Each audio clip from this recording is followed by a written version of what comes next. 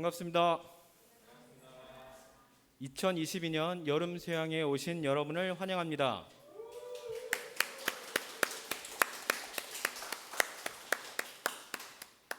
다 같이 찬송가 88장을 부르시겠습니다.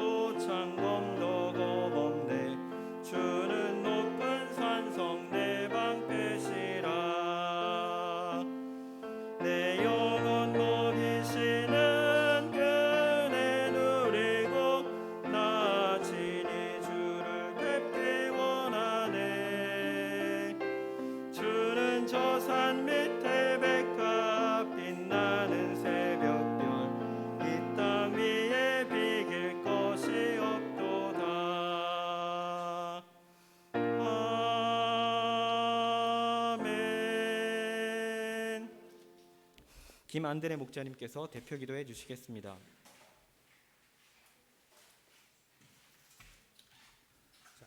다 같이 기도하시겠습니다.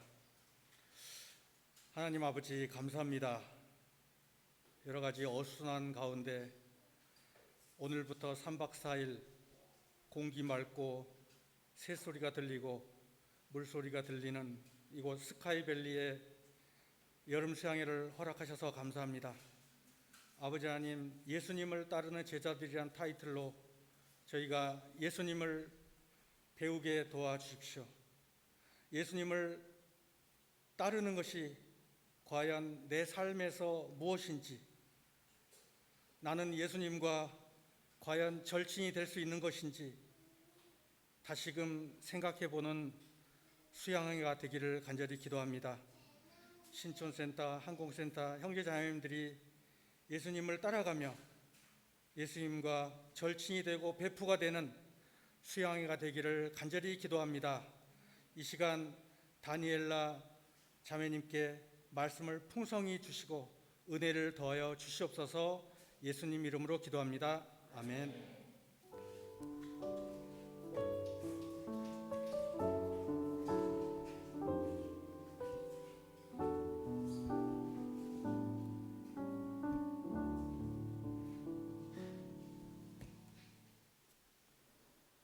다 같이 말씀을 봉독하시겠습니다.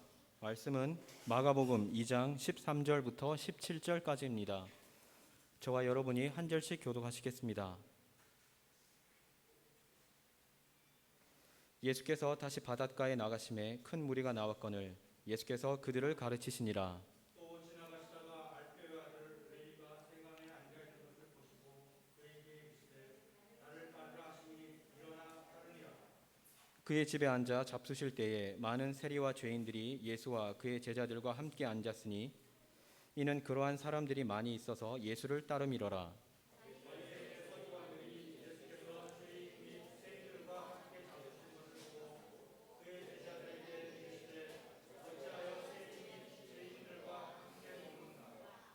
예수께서 들으시고 그들에게 이르시되 건강한 자에게는 의사가 쓸데없고 병든 자에게라야 쓸데있느니라. 나는 의인을 부르러 온 것이 아니요 죄인을 부르러 왔노라 하시니라. 아멘. 강지원 자매님께서 메시지 증거해 주시겠습니다.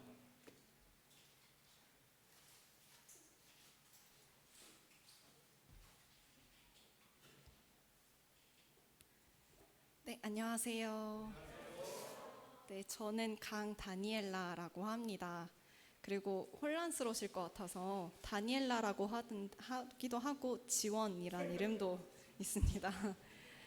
네, 지금 와서 서보니까 드는 생각은 차라리 대학교에서 모든 팀플 발표를 제가 맡는 게 덜 떨릴 것 같다는 생각이 드네요. 네, 그럼 기도하고 시작하겠습니다. 하나님 아버지, 오늘 또 이 시간 이렇게 여름 수양의 첫날을 열게 하여 주심에 감사드립니다. 이번 여름 수양에 예수님을 따르는 제자들이라는 타이틀을 갖고 시작하게 되었는데, 예수님을 따르는 제자들로서 어떤 삶을 살아야 되는가에 대한 방향을 주시기를 기도합니다. 그리고 이 시간 그리스도인이란 누구인가에 대해서 고민해 보고자 하는데, 저를 통해서 정말 제가 두렵고 떨리는 마음으로 담대하게 전할 수 있도록 도와주시고 또 은혜를 베풀어 주시기를 간절히 기도드립니다. 예수님의 이름으로 기도하였습니다. 네, 오늘 주제 1강의 강의 제목은 그리스도인이란 누구인가입니다. 이 주제를 나누기 전에 간단하게 저의 이야기에 대해서 해보도록 하겠습니다. 저는 하나님을 믿는 가정 아래에서 태어나서 어렸을 때부터 하나님을 배우고 교회를 다녔습니다. 부모님께서 선교사 생활을 하시면서 교회라고 할 것도 없이 그냥 저희 집이 예배를 드리는 장소고 교회였습니다. 그리고 양들이 모여서 교제를 나누고 1:1 공부를 하던 선교센터였습니다. 이 모든 것들을 저는 옆에서 관찰하면서 무의식적으로 하나님을 조금씩 알게 되었습니다. 또 부모님께 어릴 적부터 성경 공부를 배우고 성경 공부를 하고 신앙생활을 훈련받아 왔습니다. 이런 배경만 보면 저는 당연히 자연스럽게 그리스도인이 되는 것만 같아 보입니다. 그냥 그리스도인이 아니라 그것도 아주 엄지척할 만한 그리스도인처럼 보입니다. 그런데 이것이 흔히 우리가 하게 되는 착각이고 제가 했던 착각입니다. 그래서 여기서 한 가지 질문을 하게 됩니다. 그럼 그리스도인이란 누구입니까? 나는 예수님의 제자가 맞습니까? 하나님을 믿는 가정 아래에서 태어났다고 예수님의 제자라고 할 수 있습니까? 교회를 열심히 다니거나 교회 일을 열심히 한다고 그리스도인인가? 이 시간 이 질문에 대해서 성경에서 대답을 찾아보고자 합니다. 성경에는 하나님과 인격적인 관계를 맺은 수많은 인물들이 나옵니다. 그 중에서 저는 니고데모, 세리레위 그리고 사도 바울을 살펴보고자 합니다. 이들을 살펴보는 것은 그들의 이야기가 바로 제 실패가 담긴 이야기이기 때문입니다. 또한 이들의 이야기가 그리스도인이란 누구인가를 잘 들어 보여주기 때문입니다. 오늘 이들을 통해서 그리스도인이란 누구인가에 대해서 답을 찾아보고자 합니다.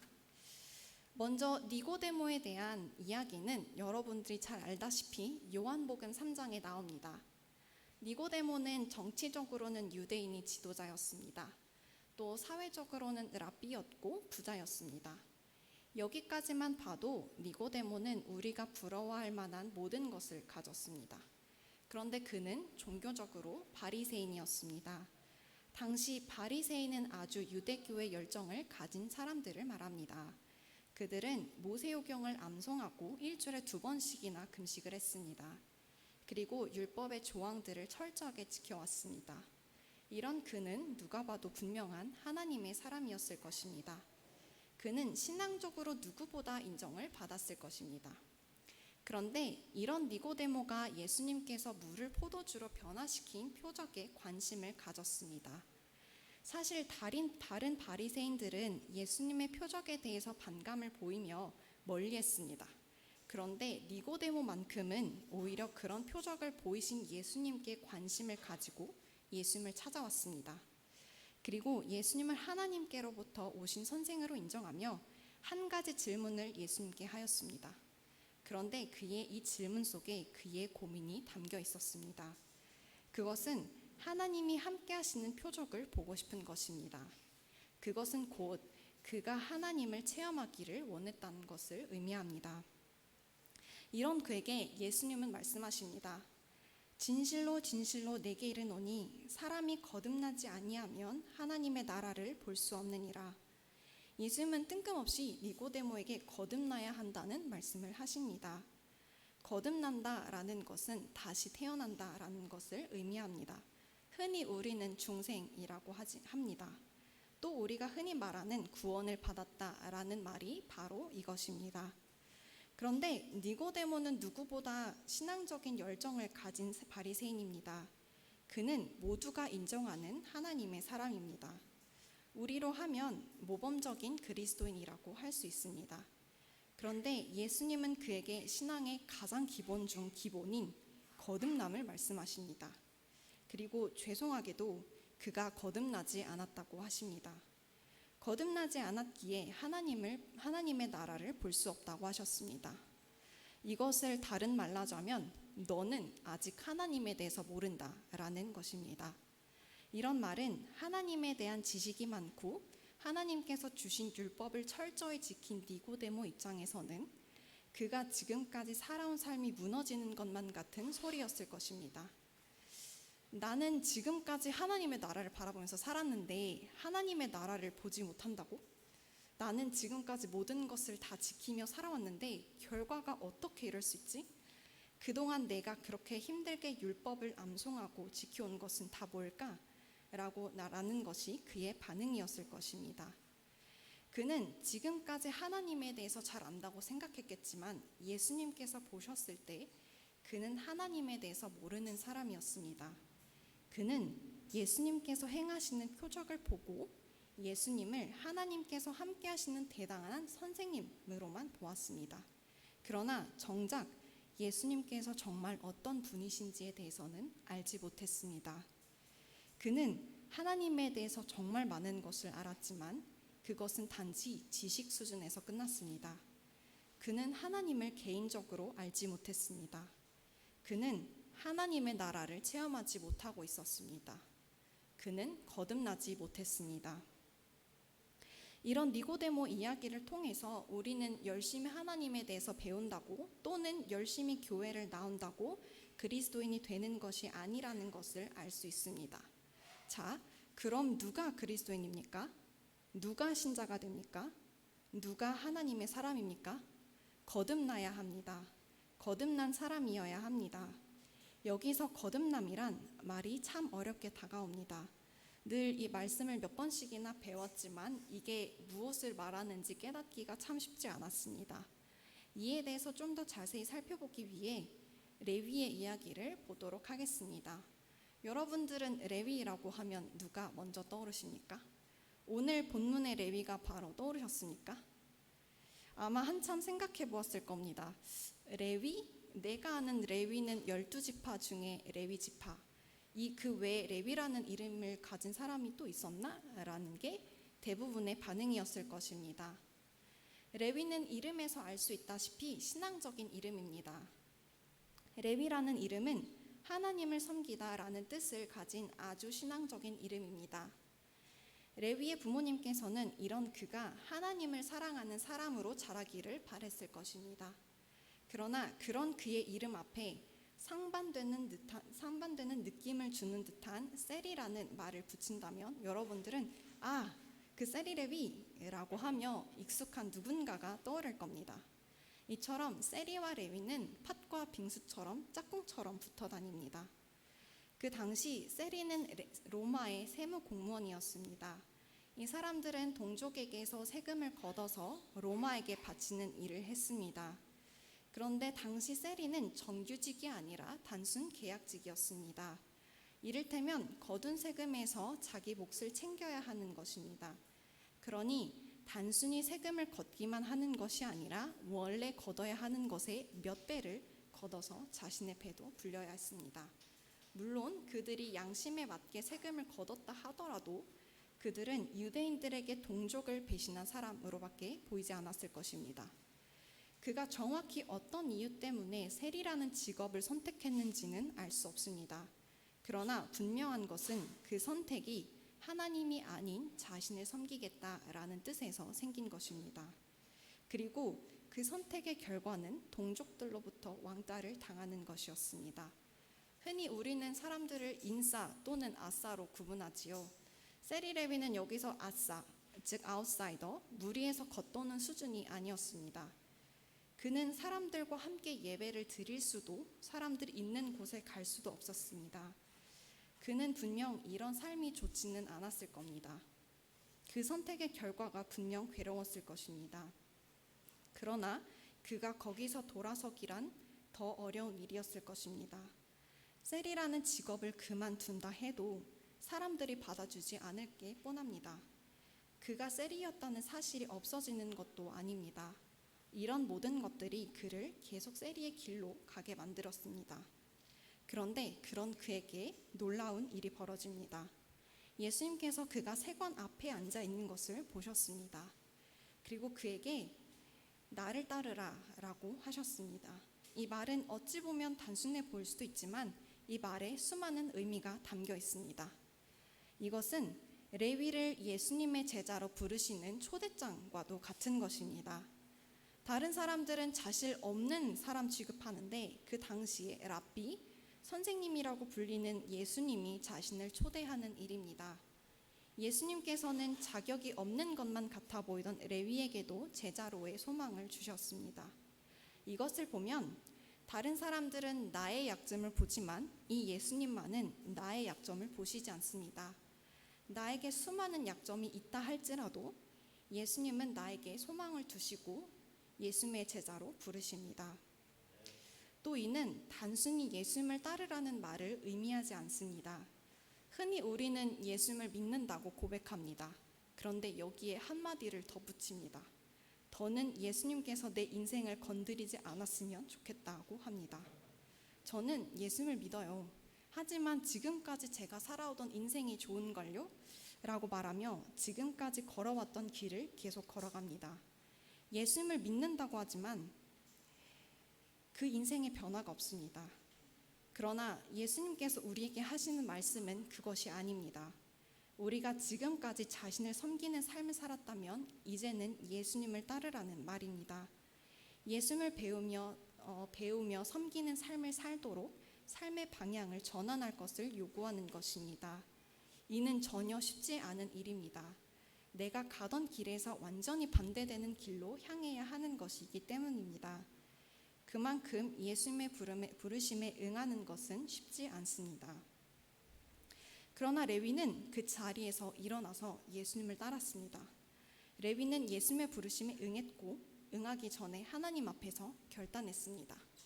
그가 한 결단이란 그가 지금까지 걸어왔던 길에서 돌이키고 예수님을 진리로 믿고 따르는 것을 말합니다. 이렇게 했을 때 세리 레위는 그가 그동안 원했던 변화를 경험하게 됩니다. 그는 오늘날의 기독교인들이 모두 흔히 아는 예수님의 제자 마태가 됩니다.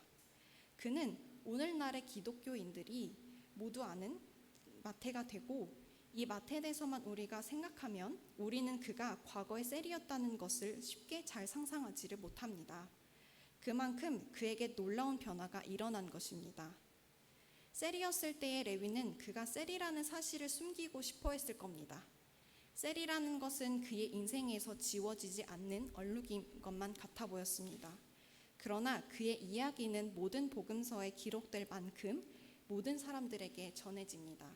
이제 그의 옛 이야기는 그에게 흠이 되지 않습니다.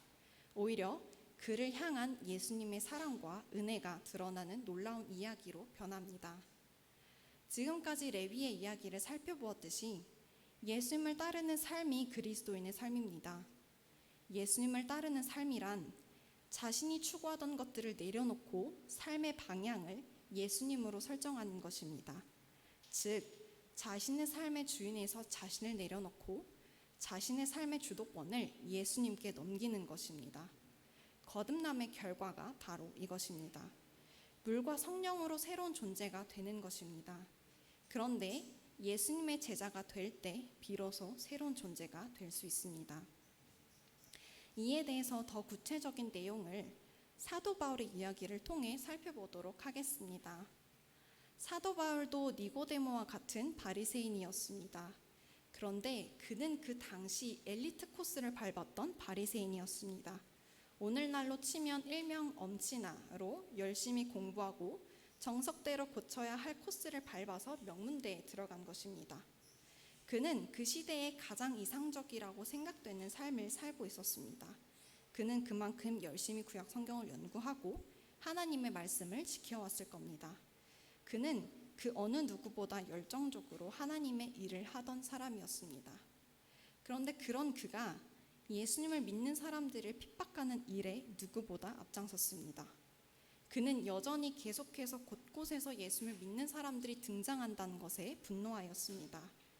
그리고 그런 사람들을 족족 차단해서 성도들을 붙잡고 교회를 박했습니다. 그는 하나님을 믿는 사람이었지만 정작 하나님께서 보시기에는 잘못된 길을 향하고 있는 사람이었습니다. 현재 우리의 눈에도 그리 보입니다. 그는 자기 나름대로 열심히 신앙생활을 해왔지만 자신이 향하고 있는 길이 잘못됐음을 인지하지 못했습니다. 그런데 이런 그에게 놀라운 일이 일어납니다. 그가 성도들을 잡으러 가는 길에 하늘로부터 빛이 그를 둘러비추며 음성이 들려옵니다. 사울아, 사울아, 내가 어찌하여 나를 박해하느냐? 라고 하십니다. 이 음성은 사울이 박해하던 예수님의 음성이었습니다. 예수님께서는 그런 사울에게 너는 일어나 신하로 들어가라. 내가 행할 것을 내게 이를 자가 있느니라 라고 말씀하시며 방향을 주십니다. 이때 사울은 눈은 떴지만 아무것도 보지 못하는 상태가 되었습니다. 방금 전까지만 해도 멀쩡했는데 한순간에 아무것도 보지 못하게 됩니다. 사울이 자신의 실체를 발견하게 된 것입니다. 사울은 그동안 자신이 이상적이라고 생각해왔던 신앙생활을 해오고 있었습니다. 그런 사울은 예수님을 만남으로 지금까지 그가 하던 신앙생활이 어떤 것인지를 정확하게 직시할 수 있었습니다. 그의 신앙생활은 그저 자기 열정으로 가득한 것일 뿐이었습니다. 그는 하나님의 말씀을 연구하고 그 말씀을 철저하게 지켜왔지만 이 모든 것이 그의 힘과 의지로 한 일이었습니다. 정작 그의 신앙생활에 하나님이 없었습니다. 그가 이를 깨닫게 되자 큰 충격에 휩싸이게 됩니다. 그는 사흘 동안 보지 못하고 먹지도 마시지도 않았습니다. 사울의 이야기는 여기서 끝나지 않습니다. 하나님께서는 사울을 하나님의 이름을 이방인과 임금들과 이스라엘 자손들에게 전하기 위하여 택한 하나님의 그릇으로 보셨습니다. 하나님께서는 아나니아를 보내셔서 사울을 안수하십니다. 사울은 다시 보게 되었고 성령님으로 충만해집니다. 그는 즉시 예수님을 그리스도로 증거하기 시작합니다. 그는 자신의 힘을 의지하여 하며 신앙생활을 하던 삶에서 벗어났습니다.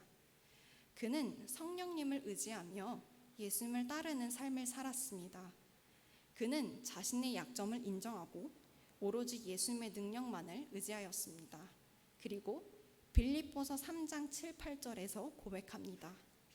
그러나 무엇이든지 내게 유익하던 것을 내가 그리스도를 위하여 다 해로 여길 뿐더러 또한 모든 것을 해로 여김은 내 주 그리스도 예수를 아는 지식이 가장 고상하기 때문이라. 내가 그를 위하여 모든 것을 잃어버리고 배설물로 여김은 그리스도를 얻고. 그는 자신의 화려한 이력으로 가득했던 과거를 버렸습니다. 그리고 그 대가로 그리스도를 얻었습니다. 그는 이에 대해서 전혀 아까워하지 않습니다. 자신의 과거를 자랑하지도 않습니다. 오히려 그 모든 것들을 해로 여깁니다. 그리스도를 아는 지식이 그 어떤 것보다도 가장 고상하고 귀한 것이라고 고백합니다. 그는 자신의 의지와 열심으로 사는 사람이 아닌 하나님을 섬기는 사람이 된 것입니다. 이런 그를 우리는 그리스도인이라고 부릅니다. 교회를 다니다 보면 신자의 삶이 어때야 하는지는 어느 정도 알게 됩니다. 성경을 열심히 읽고 하나님의 말씀도 열심히 공부해 봅니다. 기도도 열심히 하고 예배도 매주 꼬박꼬박 참석합니다. 교회 일을 열심히 합니다. 다른 사람들과는 비교되게 선한 삶을 살아봅니다. 그런데 이것들을 자신의 힘과 의지로 하는 사람들이 많습니다. 겉으로 봤을 때는 열심히 일해서 하나님의 사람인 것처럼 보입니다. 하지만 정작 그들의 마음에는 예수님이 없습니다. 예수님에 대해서 잘 알지 못합니다. 그들의 마음에 감동이 없기에 혼자서 열심히 하다가 혼자서 지쳐버립니다. 이것이 바리새인들이 지니던 문제였고 니고데모가 또 바울이 지니던 문제였습니다. 그들은 열심히 규칙을 지켰지만 그 규칙을 왜 지켜야 하는 것인지 알지 못했습니다. 율법의 정신이 무엇인지에 대해서 알지 못했습니다. 하나님과 깊은 관계를 맺지 않은 상태에서 단순히 율법을 열심히 지키기만 했습니다. 이렇게 하나님과 깊은 관계를 맺지 않고 신앙생활을 하게 되면 자연스럽게 세상이 더 크게 다가옵니다. 하나님을 믿는다고 하지만 그 하나님의 이름으로 세상을 얻고 싶은 욕심이 더 크게 다가옵니다. 기도를 해도 내가 원하는 대로 그것을 얻게 해달라고만 구합니다. 이것은 또 다른 세리레위의 모습입니다. 하나님을 믿는다고 하지만 오직 세상에만 관심을 두고 세상을 얻고자 하는 모습으로 살아갑니다. 니고데모나 레위나 사울의 공통점은 하나입니다. 그들이 어떤 삶을 살아왔든 어떤 삶의 자리에 있든 그들이 하나님과 깊은 관계없이 살아왔다는 것입니다. 그것이 그들을 때로는 자기 종교 생활에 만족하게 하고 또는 세상을 얻고자 달려가는 자로 살게 했습니다. 그러나 하나님과 깊은 관계를 맺을 때 어떻게 될까요? 니고데모가 달라졌듯이 레위가 달라지듯 사울이 달라지듯이 전혀 새로운 삶이 시작됩니다. 하나님과 깊은 관계를 맺을 때 자연스럽게 하나님이 원하는 삶을 살게 됩니다. 제가 사랑을 해보질 않아서 잘 모르겠지만 사랑하는 사람이 생긴다면 사랑하는 사람이 원하는 것을 하게 되는 것이 국룰이죠. 하나님과의 관계도 마찬가지입니다. 하나님을 사랑하게 되면 하나님에 대해서 더 알고 싶어지게 됩니다. 더 알고 더 알게 되는 만큼 하나님께서 원하시는 삶을 살게 됩니다. 그리스도인은 자신의 힘과 능력으로 하나님이 원하시는 삶을 사는 사람이 아닙니다. 하나님과 깊은 관계를 맺는 사람이 바로 그리스도인입니다. 지금까지 니고데모, 레위, 그리고 사도 바울의 이야기를 들어보았습니다. 이런 그들의 이야기에서 그리스도인이란 누구인지를 볼 수 있습니다. 첫째, 거듭난 사람이어야 합니다.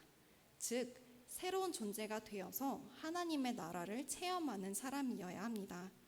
둘째, 내가 추구하던 것들에서 돌이키고 예수님을 따라야 합니다. 그리고 마지막으로 자신의 의지와 열심으로 사는 것이 아니라 나를 내려놓고 온전히 하나님을 섬기는 자가 되어야 합니다. 이제는 저 자신에게 물어볼 차례입니다. 나는 그리스도인인가? 나는 누구인가? 이 질문은 정말 쉽지 않은 질문입니다. 쉽지 않은 것은 이 질문이 저의 정체성에 대해서 물어보는 질문이기 때문입니다. 정체성을 형성하는 것이란 매우 중요합니다. 사범대 학생으로서 교육학을 배우며 늘 듣는 말이 이것입니다. 학생들이 정체성을 형성하도록 돕는 것이 매우 중요하다. 학생들이 정체성을 형성하지 않게 되면 삶의 방향감이나 뚜렷한 목표도 없이 살게 됩니다. 어떤 일을 하든 왜 하는지 모르고 충동적이게 살게 된다고 합니다. 자존감이 낮아지고 혼돈과 공허함에 빠지게 됩니다. 그만큼 내가 누구이고 자신의 존재 의미가 무엇인지에 대해서 알아야 합니다. 인생에서 무엇을 성취하고자 하는지에 대해서 깊이 고민해 보아야 합니다. 그 질문을 던지는 것이 바로 이 질문인 것 같습니다. 그리스도인이란 누구인가?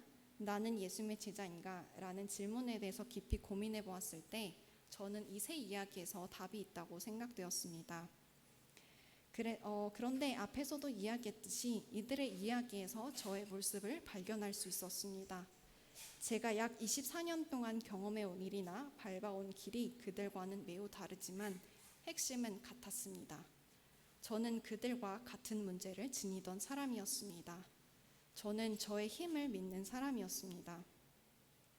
요즘 금쪽 같은 내 새끼라는 프로그램에서 보면 여러 금쪽이들이 나옵니다. 저도 어렸을 때 여러모로 부모님이 속을 썩이는 금쪽이었지만 그래도 나름 키우기 편한 아이였습니다. 주변에서 너 부모님이 정말 키우기 편했겠다라는 말을 어른들로부터 자주 들으며 자랐습니다. 부모님이나 학교 선생님께서 하라는 것은 곧잘 잘 따르는 그런 아이였습니다. 나쁜 일을 시키는 것이 아니라면 하라는 대로 했습니다. 늘 정해진 규칙이 있으면 그 규칙을 당연히 따라야 한다고 생각하며 소위 모범생으로 살았습니다. 그만큼 크게 문제를 일으키거나 반항한 적이 없었습니다. 신앙에서도 니고데모나 바울과 같이 해야 할 것은 다 했습니다. 어렸을 때부터 부모님의 철저한 훈련을 받으며 자랐습니다. 매일 성경을 읽는 것이 저의 생활 루틴이었고 학교 숙제보다 우선순위가 높았습니다. 큰 잘못을 한 경우에는 굶으면서 시편과 잠언서 말씀을 계속 반복하며 읽는 벌을 받았습니다. 한국에 와서도 새벽 기도도 열심히 나가고 매주 주일 소감을 열심히 쓰고 일용할 양식도 매주 5회에서 7회를 했습니다. 이렇게 철저하게 신앙생활을 하면서 저는 많은 것을 경험할 수 있었습니다. 하나님께서 어떤 분이신지 배울 수 있었고 하나님께서 늘 저를 보살펴 주시는 분임을 깨달을 수 있었습니다. 하나님에 대해서 잘 알지 못하던 어린 시절에도 이 사실 하나만큼은 분명하게 느낄 수 있었습니다. 외국에서 태어나서 대략 10년을 사는 동안 거의 매년마다 새로운 학교로 전학을 가야 했습니다. 그 어느 학교도 1년 이상 다닌 적이 없었습니다. 외국인이고 어린 만큼 새로운 환경에 적응하는 것이란 쉽지 않았습니다. 그러나 하나님께서는 늘 저에게 좋은 친구를 허락하여 주셨습니다.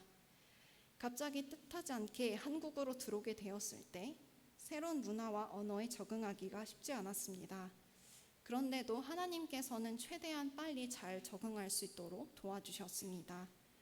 이런 다양한 경험들을 통해 하나님께서 분명히 계시다는 것을 느낄 수 있었습니다. 한국에서 계속 성장하면서 하나님께서는 이런 저에게 말씀을 주셨습니다. 1:1 성경 공부와 일용할 양식을 통해서 점차 말씀을 붙들고 믿음으로 살아가는 것이 무엇인지 배울 수 있었습니다. 그렇게 했을 때 학업에서도 나름 좋은 성적을 얻을 수 있었습니다. 하나님께서 어떤 분이신지 아는 만큼 저의 인생이 하나님을 위해 쓰임받았으면 좋겠다는 생각이 들었습니다. 그렇게 기도하는 가운데 하나님께서는 저를 특수교육의 길로 인도해 주셨습니다. 저는 하나님을 믿는 사람이었습니다. 그런데 무언가 모자랐습니다. 그게 정확히 무엇인지는 알 수 없었지만 무언가 해결되지 않은 것이 있다는 것을 알았습니다. 모든 것이 완벽해 보이던 니고데모에게 해결되지 않은 고민이 있었던 것과 같았습니다. 1:1 공부를 하다가 늘 그런 질문을 받습니다. 지원자매님은 예수님을 정말 깊이 만났나요? 정말 예수님의 제자가 맞나요? 라는 질문이었습니다. 저는 이 질문의 대답을 알고 있었습니다. 그러나 선뜻 네 라고 대답하지 못했습니다. 확신이 없었습니다. 늘 무언가 마음에서 막혔습니다. 이런 저의 문제가 무엇인지 2가지 사건을 통해 깨달을 수 있었습니다. 수능 시험을 끝내고 산상수훈 말씀을 특강으로 배우게 되었습니다. 말씀을 배우면서 하나님께서 주신 율법을 인간인 제가 온전히 지킬 수 없다는 것을 알게 되었습니다. 절대 저의 힘으로 의로워질 수 없다는 것을 알게 해주는 것이 율법이었습니다. 그때 처음으로 저의 연약함을 마주할 수 있었습니다. 이를 조금씩 알아가던 중 충격적인 말을 듣게 되었습니다. 아버지가 저에게 너는 본성부터 아주 틀려먹었어. 너는 너무 너 중심적이야. 차라리 겉으로 반항을 하는 이세들이 너보다 더 나아. 알고 보면 너가 더 문제야. 라고 말씀하시며 꾸짖으셨습니다. 니고데모가 예수님께 책망을 들을 때 큰 충격을 받은 것처럼, 또 바울이 앞이 보이지 않을 만큼 큰 충격을 받은 것처럼 저도 큰 충격을 받았습니다. 며칠 동안 일어나지 않고 계속 누워 있었습니다. 1대1 공부 약속이 있었는데도 목자님께 공부하지 못할 것 같다고 문자만 띡 보냈습니다. 그동안 제가 공들이며 세운 탑이 무너지는 기분이었습니다. 제 안에서 온갖 반감이 들었습니다. 그동안 제가 첫째로서 희생해왔던 모든 것이 떠올랐습니다. 또 그동안 제가 쌓아왔던 의는 무엇인가에 대한 회의감이 들었습니다. 그 말이 저의 실체를 깨닫게 했습니다. 그동안 저는 저의 열심으로 살아가던 사람이었습니다. 하나님께서 어떤 분이신지 알고 하나님을 위해서 산다고 했지만 실은 그 중심에 하나님이 아닌 제가 있었습니다. 그저 하나님에 대해서 알고 있었을 뿐 제 삶의 주도권을 하나님께 드리지 못했습니다. 하나님은 그저 제 삶의 컨설턴트셨을 뿐이었습니다. 이런 저의 본 모습을 깨달은 상태로 대학을 다니기 위해 서울로 올라오게 되었습니다. 부모님께서는 지금까지 제가 제주도에 있는 대학이 아닌 다른 지역의 대학에 들어갈 수 있기를 기도하셨습니다. 그 이유는 딱 하나였습니다. 부모님 아래에서 부모님 때문에 신앙생활을 하는 것이 아니라 타지에서 자기 자신의 하나님을 따르길 원하셨습니다. 처음에 이 기도를 들을 때 좀 서운했습니다. 어떻게 저렇게까지 딸을 떠나보내려고 열심히 기도하시는 걸까? 그런데 지금은 이 기도에 정말 감사하게 됩니다. 서울에 올라와서 신촌센터에서 참석한 첫 수양회에서 저는 답을 얻을 수 있었습니다. 하나님께서는 저에게 갈라디아서 2장 20절 말씀을 주셨습니다. 내가 그리스도와 함께 십자가에 못 박혔나니 그런즉 이제는 내가 사는 것이 아니요 오직 내 안에 그리스도께서 사시는 것이라. 이제 내가 육체 가운데 사는 것은 나를 사랑하사 나를 위하여 자기 자신을 버리신 하나님의 아들을 믿는 믿음 안에서 사는 것이라.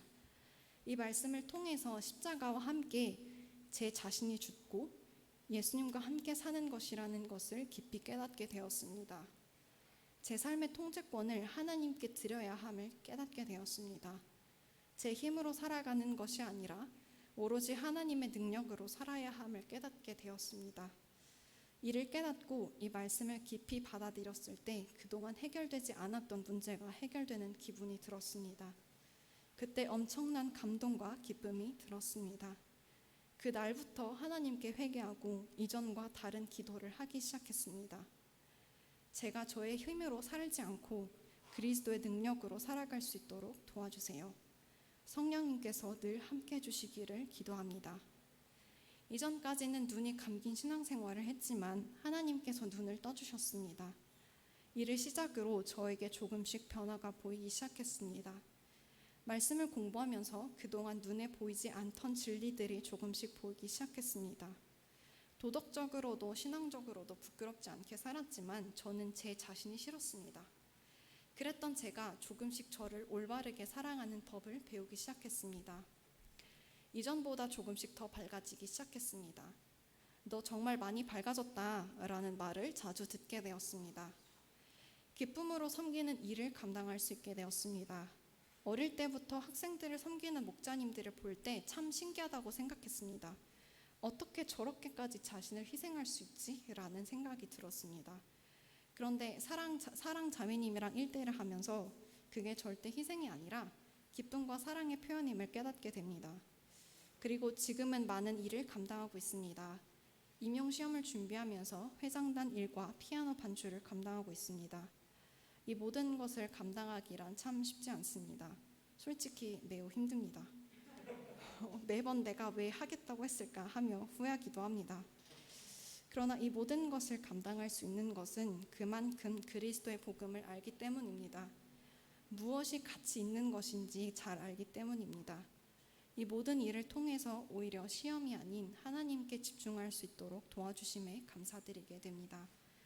이제 저는 분명하게 말할 수 있습니다. 저는 예수님의 제자입니다. 이것이 저의 정체성입니다. 저는 그리스도 안에서 새로운 정체성을 얻게 되었습니다.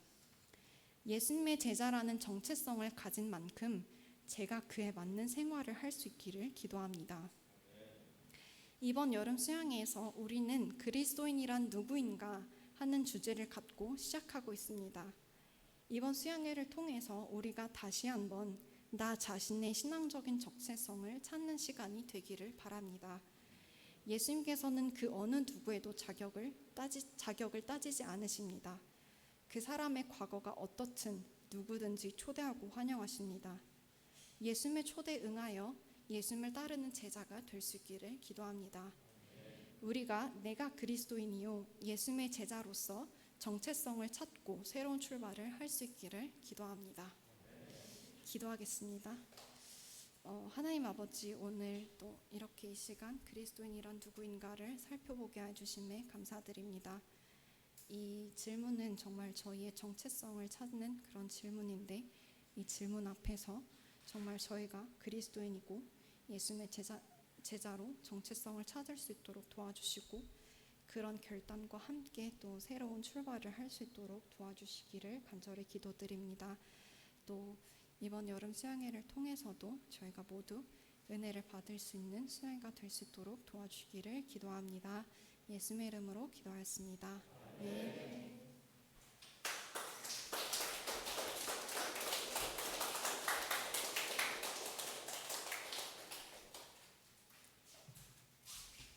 은혜로운 메시지 감사합니다. 다 같이 찬송가 546장을 부르시겠습니다.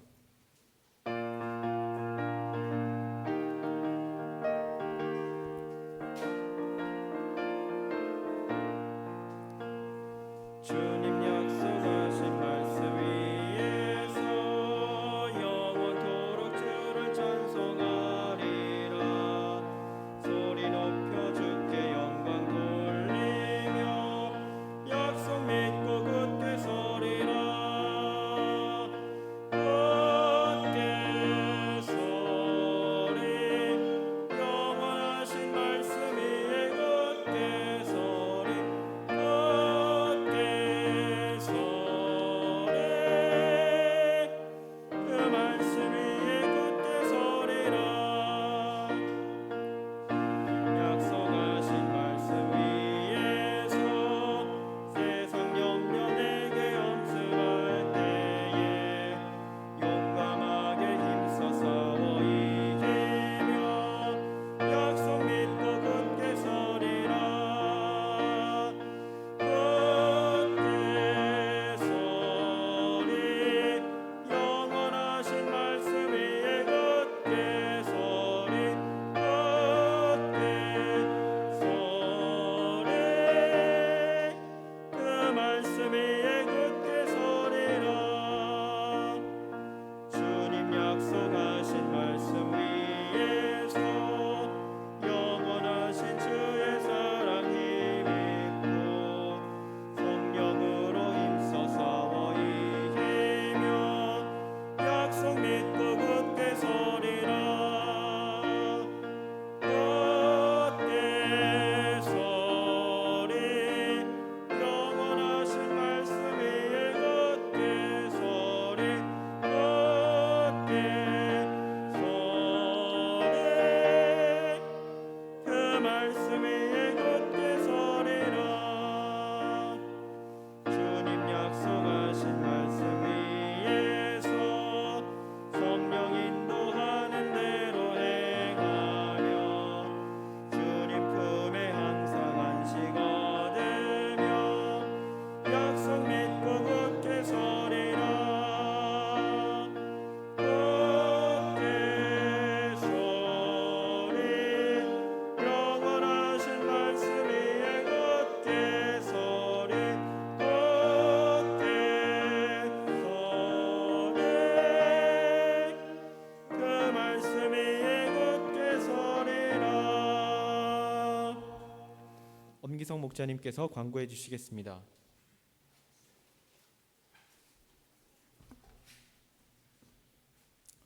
Good afternoon. 제가 아는 영어 중에 하나입니다. 오늘 우리 다니엘라 자매님을 통해서 그리스도인이란 누구인가라는 주제로 수양의 일강 말씀을 섬기시도록 또 우리에게 들려주셔서 너무나 감사합니다. 다니엘라가 참 욕심이 많아요.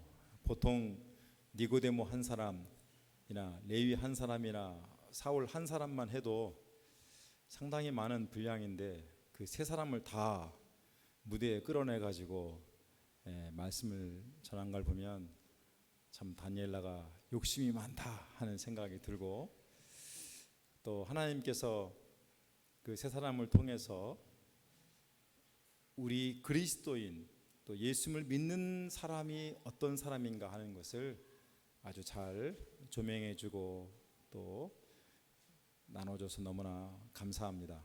우리가 늘 수양회를 하면 수양회 주제는 주로 예수가 누구인가 하는 것이었습니다. 예수가 누구인가, 도대체 예수가 누구이고 예수님이 우리에게 행하신 것이 무엇인가 하는 걸 주제로 늘 수양회를 해왔습니다. 근데 이제는 예수가 누구인가 아니라 그것을 조금 더 살짝 다른 시각에서 예수 믿는 우리가 누구인가 하는 걸 가지고 수양회를 이번에 한다고 할 수 있습니다. 그러니까 조금 낯설 수도 있지만 그러나 다시 한번 생각해 보면 굉장히 중요한 주제죠. 예수님은 뭐 우리가 많이 들어왔는데, 그럼 나는 예수 믿는 사람이 맞는가? 내가 예수 믿는다면 내가 어떤 사람이 되어야 되고 어떤 모습이어야 되는가 하는 고민은 의외로 많지 않을 수 있고, 또 약간 생각하고 싶지 않은 문제일 수도 있어요. 그러면 이제 굉장히 이제 화살이 나를 향하잖아요. 피곤할 수 있거든요. 부담스러울 수 있고. 그러나 이번 수양회 우리 미리 말씀드리지만 이건 제가 정한 주제가 아닙니다. 저는 부담스러워서 이런 주제를 감히 정하지 않습니다. 근데 우리 학생들이 감히 이런 주제를 정했습니다. 아마 타켓이 우리였던 것 같아요. 목자님 예수 믿는 사람 맞아? 하는 마음으로 아마 이 주제를 정한 것 같은데, 참 많은 것을 생각하게 하는 말씀입니다.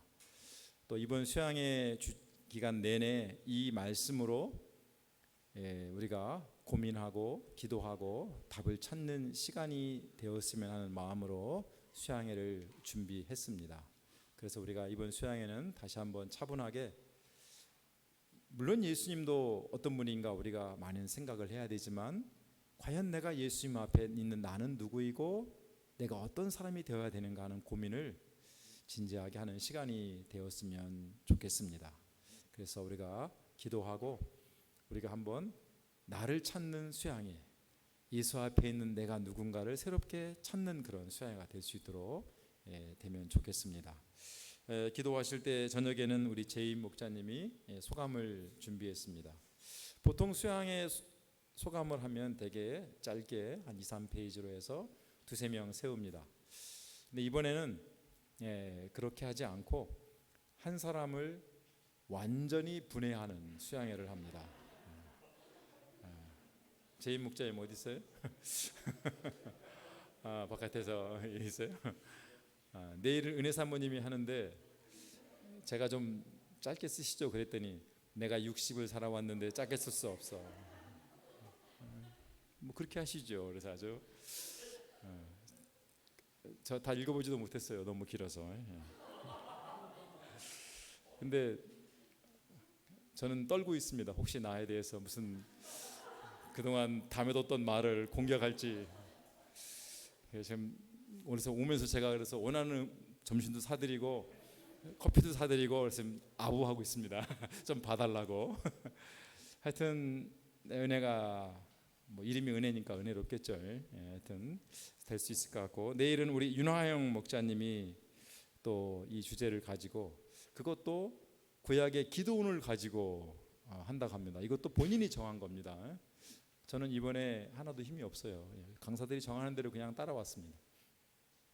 위해서 기도를 해주시기 바랍니다. 셋째 날은 우리 사라 목자님이 또 준비하는데 강사들 위해 기도해 주시고, 또 우리 영롱 목자님 오면서 이제 소식을 듣고 그랬는데 잘 회복될 수 있도록 수양의 기간 중에 우리가 집중해서 우리 수양에 가면서 계속 기도하고자 하니까 힘내라고 그랬는데 기도해 주시면 좋겠습니다. 김영롱 목자님이 지금 항암 치료받고 이제 요양병원에서 이제 좀 쉬고 있습니다.